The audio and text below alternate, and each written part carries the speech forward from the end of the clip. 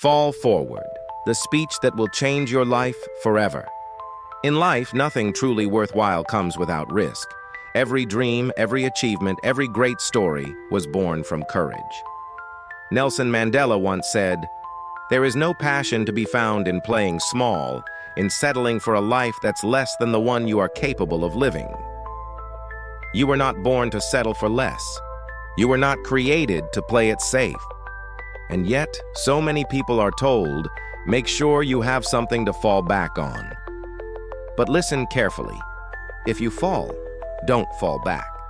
If you fall forward, because at least this way, you will see what you are going to hit. Without consistency, you will never finish. Without passion, you will never begin.